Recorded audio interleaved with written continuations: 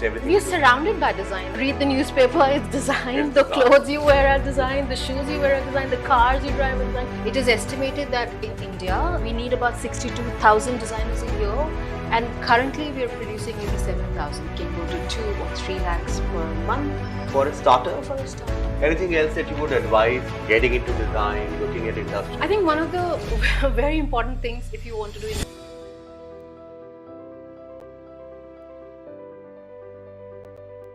Hello friends, today at Big Bang Chats, we are talking to an ace product designer, Srishti Bajaj. She is the founder of Design Bait and also she is a recipient of LA Decor International Design Award. She has also been published in many leading magazines of the world.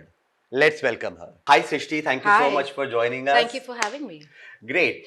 So let's begin the conversation by understanding design as a field and then narrow it down to product design. Okay.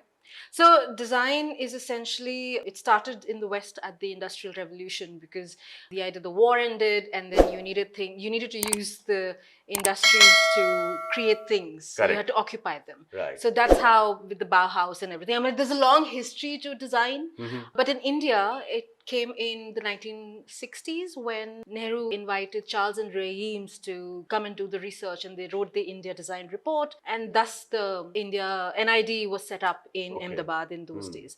But design essentially is really about being able to create interesting new things in the world. So creativity is an important part of it. Right. The second part is problem solve, because today design has morphed from being just object or clothes oriented to really looking at some complex issues like solving water crisis and things like that. So it's really evolved. Then the third aspect of this is strategy. So you have people working in design strategy today. Right. The fourth key to this is design management. So you're looking at people who use design to manage complex systems within organizations. So it's actually a very vast subject. So from the tangible to the intangible, the entire spectrum of creativity. So what you are telling is that design, which was more of aesthetics and beauty, has become more of a utility. How can we use strategy, and how can we ensure that design is helping us to be more functional, to be able to use design for making our lives simpler, easier. I think design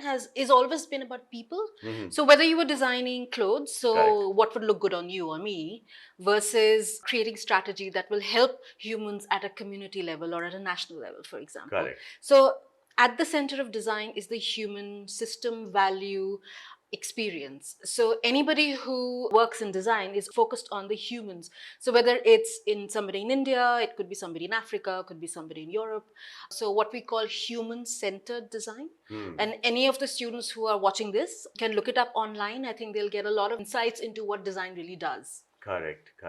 If we talk about the most conventional branches of design, could you share that for the students? So traditionally, design, a lot of Indians would know this, is fashion. In India. It's the most popular, and also because textile is a huge history in India. So it's natural that there's a huge market for that.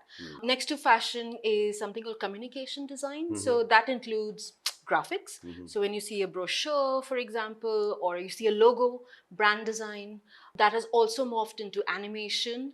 That has now also morphed, I wouldn't say morphed is probably the wrong word, but it has now also encompassed UX UI. So UX UI. Yeah, user experience, user interface. And that now has included AI and ML and aspects of that. So that's the range for communication design. But the idea is to really design ways to communicate. So whether it's something done artistically illustrated by hand, or is it something that you get AI to do it. So it's about communicating, telling a story.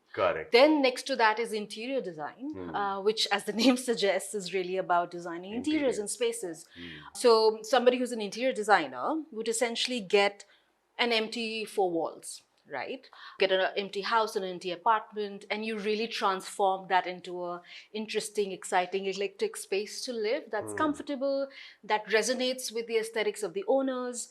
So all of that comes under interior design. Next to that, I mean, these are not adjacencies. I'm just saying next to that because that's what's coming into my mind. Then there is industrial / product design, where we are looking at hard goods to start with.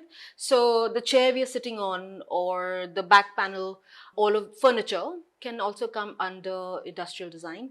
Lights, fans, toothbrushes, Okay. all of that comes.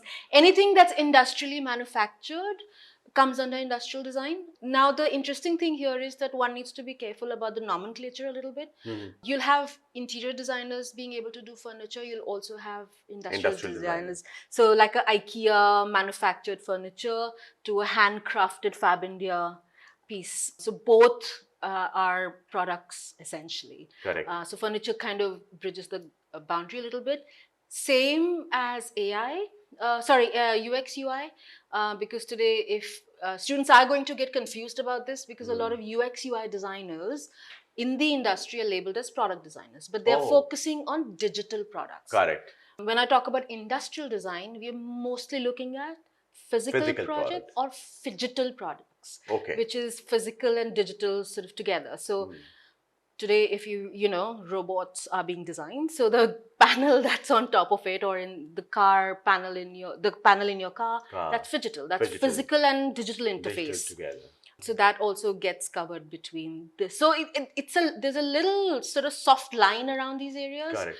You could specialize in product or communication, but still end up doing UX UI. Correct. Sometimes there's transmutation. Correct. So we've covered that. Then there is, of course, a strategic design where one is really looking at micro to macro planning. So they're not really going to spend time with materials and in the workshop, but more in terms of C-suite. So they're looking at working with businesses to look at the best strategies. They might even be working with NGOs to look at strong design strategies to have interesting outcomes. Then I talked about design management, and I'm not done yet. So design management is really, again, about using design as a part of managing businesses. So they could be service oriented, they could be product oriented, from an FMCG to a SaaS, so you have designers working in all these areas. Then there is service design, which also is sort of in between the two, I almost feel, because it's really about designing services. So tomorrow, if we want to design the service to help, let's say, elderly people in India, so, whether it's a physical product or a digital product, but what is the strategy behind that service design? How will it be implemented? What is the system processes that you put together? That comes under service design. Oh God, so really design is literally in any and every part of the business. It is literally extended to almost everything. We're surrounded by design. Look at it. You wake up in the morning, you brush your teeth, right? You read the newspaper, it's designed. The clothes you wear are designed. The shoes you wear are designed. The cars you drive are designed.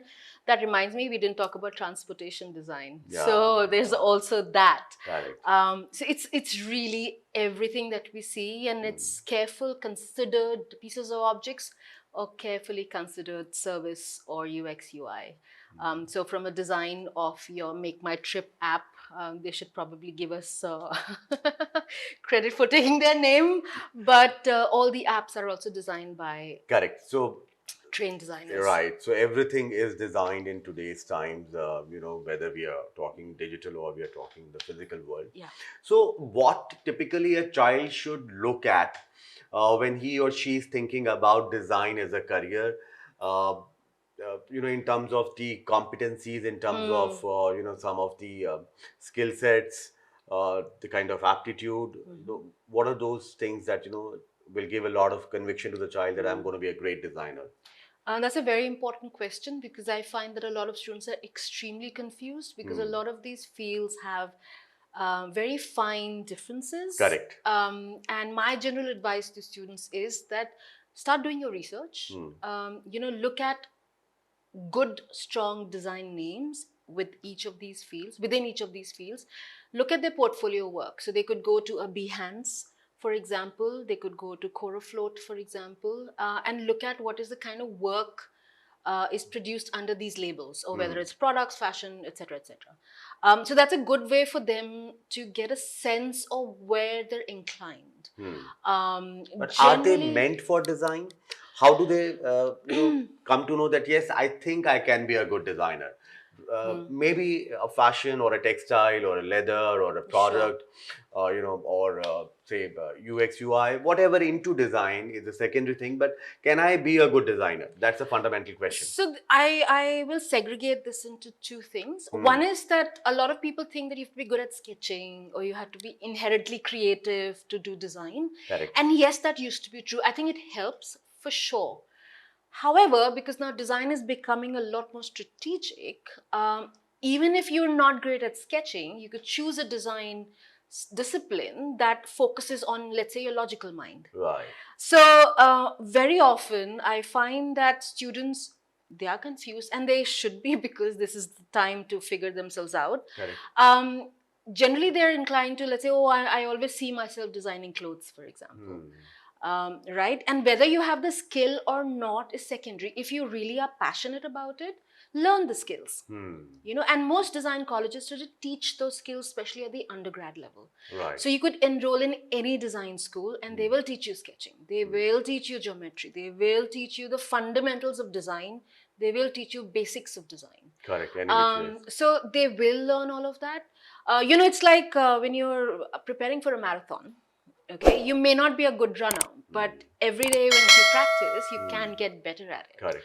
And I think one of the key things I would say for design is that you should be comfortable not knowing what the end result is going to be. Wow. So being able to take that risk, because I feel that designers at every turn, no matter what they create, they're trying to bring something new in the world, which means that there is no precedent existing, which means they're breaking the norms, which means that they have to have that confidence to be able to do it. So are they risk takers?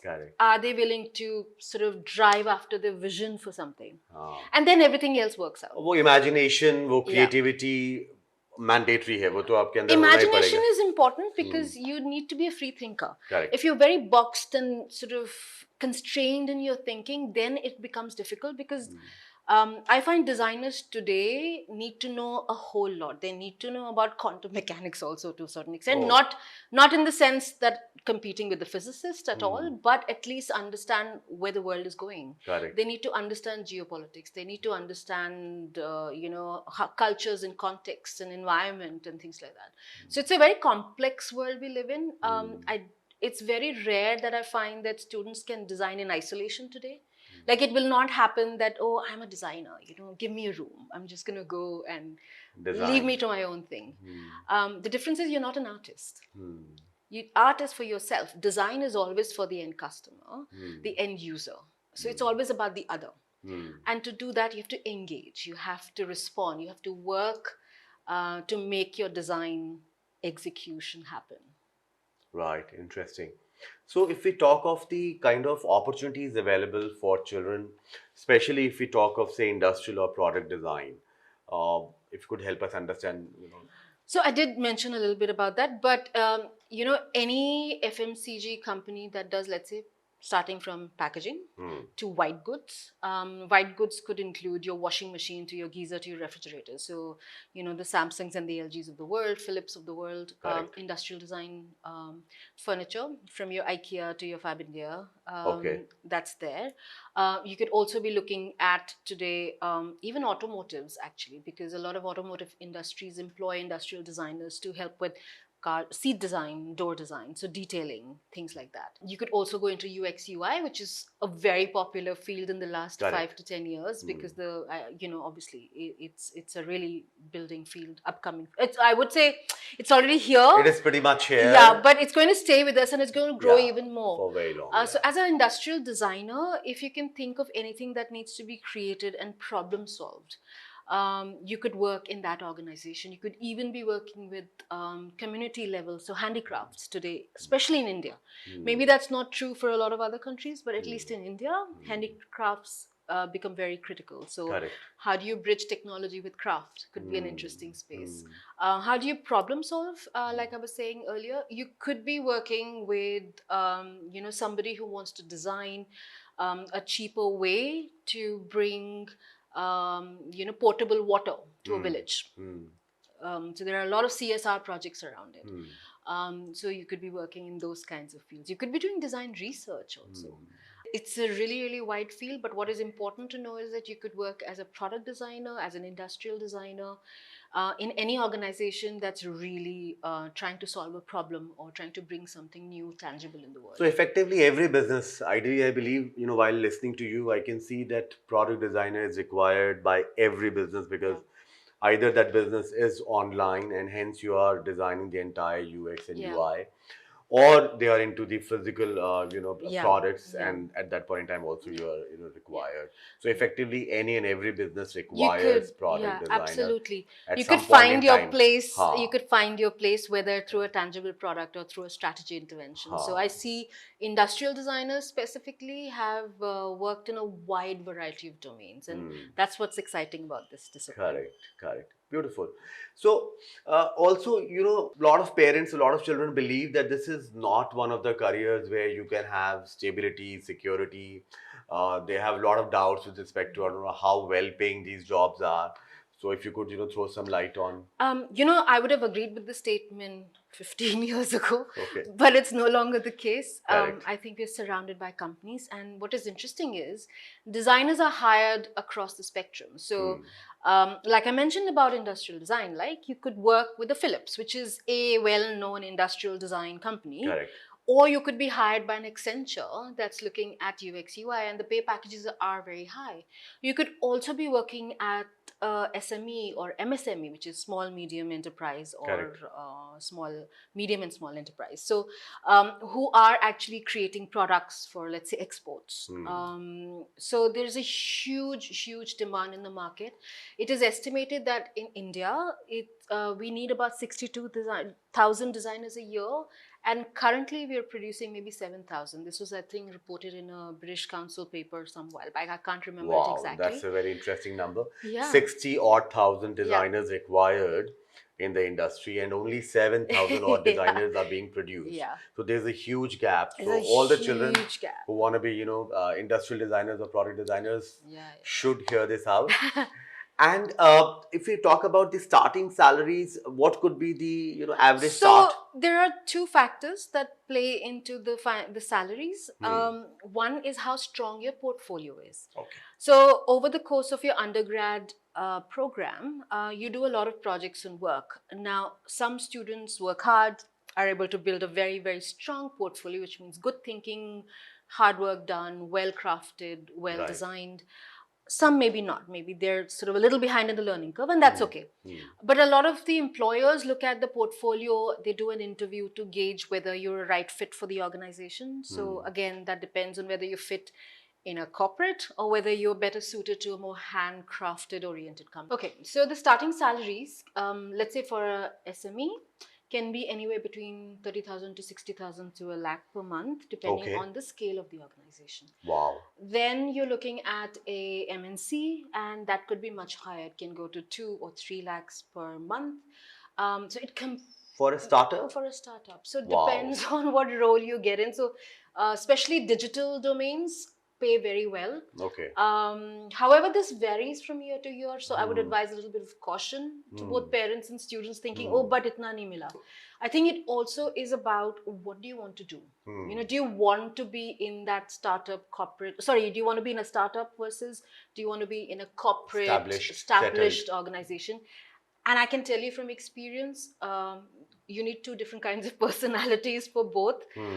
So one has to really decide what they're interested in and then pursue it. I've had so many students who join Accenture and your, BCGs and stuff, and then IBMs, and within 2 years they leave because they're like, oh, but we don't want to do this. We don't feel like we fit in. So one has to really see the context in which they can thrive. Yeah, and there are different kinds of people. Like one who would be happy to do only this much within the given framework or the boundaries or the confines. And there could be some children who say that we need a lot more bigger canvas. We need to be far more freer, and we need to be able to go wilder in our imaginations, and hence we are not fitting into this. So both are valid. You have all kinds of people and all kinds of structures.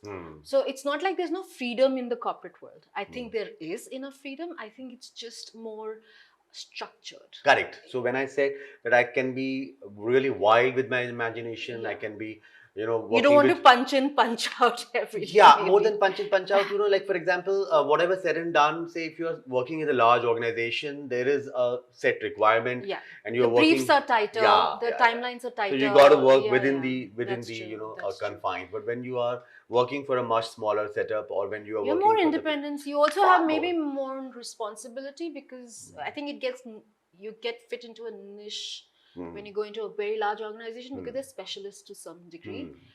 In smaller organizations, you kind of end up doing many, many things. Correct. So it depends what role you feel comfortable with. Yeah, yeah. And today, in fact, what is interesting is a lot of students want to set up their own thing. Correct. So they don't want to work for anybody else. Like हम अपना काम करेंगे. तो So अपना काम करने के लिए क्या एडवाइस होगी आपकी कि क्या वो जैसे ही स्कूल से पास आउट होते हैं डिजाइन स्कूल से इमीडिएटली अपना इंडिपेंडेंट लेबल स्टार्ट कर सकते हैं या इंडिपेंडेंट वेंचर स्टार्ट कर सकते हैं या उनको थोड़ा बहुत एक्सपीरियंस इंडस्ट्री का लेना चाहिए कुछ समय के लिए? it's always advisable to get more experience because I think somebody wise always said that learn from somebody else's mistakes. So you get to sort of make those mistakes on somebody else's expense than your own. So it's always better to have that little bit of a learning curve because then you know what's what. Having said that, there are lots of students who are now starting to work on their own even before they leave college. So they'd be picking up freelance projects. So they're gaining experience through the graduation projects, which is the capstone in the final year, or during internships. So they feel like they're ready. And the third is that a lot of them come from families who've run businesses. So I would say there's almost enough support internally for them to venture out immediately after. So I think the key is to look at whether you have the financial bandwidth to be able to sustain yourself for 3-4 years while the business is getting set up. Do you feel confident in being able to make important decisions? Or do you feel like you'll gain from having some bit more experience so that your decisions are better grounded in reality? So there are several pros and cons to both. And like I said, there is no one fixed path. I think you have to figure out who you are, what kind of a person you are, and what would fit you better in the long run. And I would also add very quickly here is I've seen people change and pivot also. People have worked in industry for 10 years and moved into starting their own setup, and people have tried to start a setup, run it for a while, don't succeed, and then move to jobs. Sure. So I guess it's really about to each to his own. To each to his own, and what works for you. Right. Right. So if we look at this career, is it mandatory and essential that you got to be passing out of the top design schools of the country? Then only you'll be successful? No, not at all. See, bottom line is that it's about your work, right? So if you're working with the best of companies, you could have a very bad portfolio. You won't survive there for very long. You could be working with a small company but doing amazing work that gets recognized. With a small company doing amazing work, a small project that suddenly gets picked up generally. So I think it really varies. But if let's say you don't get into the top 3, what I would tell students is that because some of the top educational institutions have been around for a very long time, no matter which institution you go to, the faculty there would be from academic institutions because they're the ones who are now at that stage where they want to go back and teach. So I would say look at the faculty, very important. So any school you get into, whether it's the top of the lot or maybe not, I think it's very important to go interact with the faculty and see how interesting they are to converse with, whether they have the infrastructure, whether the faculty are responsive, whether they are open to helping students. And I think that's very important because through the 4 years, your faculty are the ones that will guide you. The institution is just housing them. However, when the child is, talking to employers, when the child is looking at, meeting the organizations and he or she is not coming with a big brand of school, how easy it is for him or her to approach those employers and organizations? What do these companies look into, about that child that, would give him a great start? I'm not going to deny that it doesn't help having the stamp of a good For sure, it helps, yeah. academic institution on your CV. Hmm. But that's really just the first filter. At the end of the day, people want to look at your portfolio. If you have good work, you may outshine the best from the best school. So your portfolio has to be really, really, really strong. So portfolio is one of the key deciding factors. When I receive portfolios, for me, I actually very rarely look at the CV. I jump to the portfolio. Because sometimes I see, oh, this person is from so and so institute, but the work is not so great. So what did they do in 4 years? And sometimes I'm looking at the work and I'm like, that's amazing work. And I look at the institution and like, oh, interesting. This kid is amazing because despite maybe not having that label, their work is outshining everybody else's. So the portfolio is very, very critical. More than communication skills, more than anything else. It's the one factor that can push you through any door. Lovely. So that's very important. Lovely. The other thing that organizations look at is how hard you're willing to work, because I think that's also becoming a rarer commodity these days. When we joined the industry, we were expected to be on our feet 14 and 18 hours a day. And not that I endorse it, but at least once you're starting out, they want to see that you're willing to push yourself. I'm not saying don't sleep or don't go home, but be there when you need to be there. Right. I think people want to see that passion and that drive, because once that head of department or that mentor sees that, they'll be willing to engage with you more. They'll be willing to teach you more. They'll put you on the interesting projects because they'll have trust and confidence that you will not deliver. So those are things that people want to see.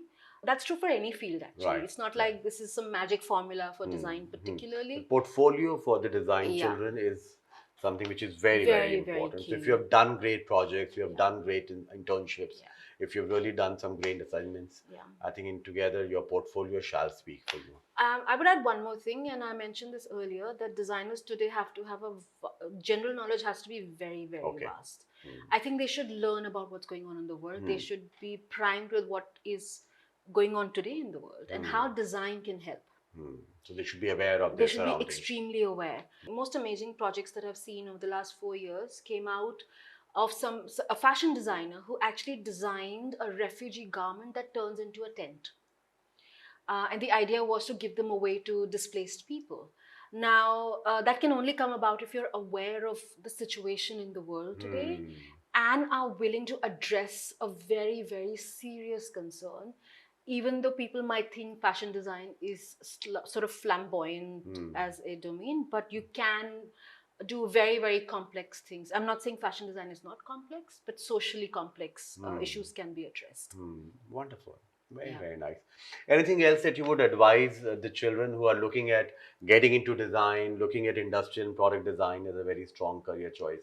I think one of the very important things if you want to do industrial or product design is you should be happy to work with your hands. Because as a product designer, you're working with tangible things. So you should be happy to chop off your nails and work in the workshop, be on the lathe machine, sandpaper, construct stuff, So you have to get dirty, you have to get messy. You have to absolutely get dirty. And, there is a very famous quote that design is a connection between the head, the heart, and the hand. So the idea that what you create has to resonate and align with all three things. So yes, getting dirty, and actually that's true with any design field unless you're looking at strategy. Even then you'll have to be in the field to do research. So there's no choice. You can't imagine being a designer only sitting in an air-conditioned room. It doesn't work. Lovely. Thank you so very much, Srishti. Thanks for taking out time to speaking to us. I am really, really looking forward that, kids getting benefited out of this conversation and able to take a, clear decision as far as industrial and product design is concerned. I hope so too. And I hope that students are able to benefit from what I've just said and really just jump in. I mean, design is such a fun field. That's one thing I will say. I've never been bored in my life. Great. Thank you so much. Thanks. My pleasure. Thank you.